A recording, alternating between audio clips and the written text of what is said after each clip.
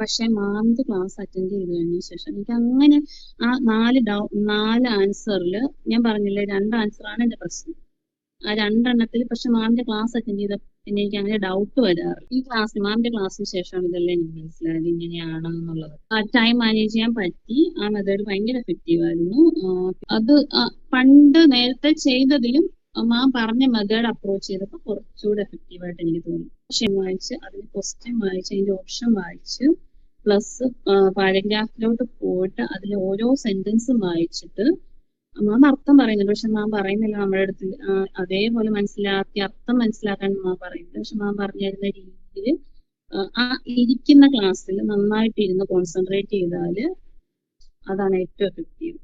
ഉറപ്പായിട്ട് റെക്കമെൻഡ് ചെയ്യും. ഞാൻ ഓൾറെഡി റെക്കമെൻഡ് ചെയ്തിട്ടുണ്ട് എന്റെ ഒരു ചേച്ചിയാണ് ആദ്യം ഇവിടുത്തെ കാര്യം പറഞ്ഞു തന്നത്. പക്ഷെ ചേച്ചി കയറിയില്ലായിരുന്നു. പക്ഷെ ചേച്ചി ഇപ്പോൾ ഓൾറെഡി കയറിയിട്ടുണ്ട്. ചേച്ചി എൻ്റെ അടുത്ത് ചോദിച്ചു, ചേച്ചിയുടെ അടുത്ത് ഞാൻ പറഞ്ഞിട്ടുണ്ട്.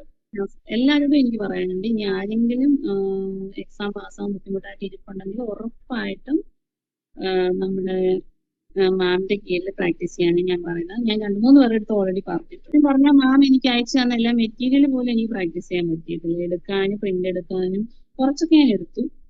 ഫുള്ളൊന്നും എടുക്കാനോ അങ്ങനെയൊന്നും എനിക്ക് പറ്റിയിട്ടില്ല. സത്യമായിട്ട് എൻ്റെ ആ ക്ലാസ് ആണ് എന്നെ സഹായിച്ചത്. ക്ലാസ് ഞാൻ ഉള്ള സമയം ഞാൻ നന്നായിട്ട്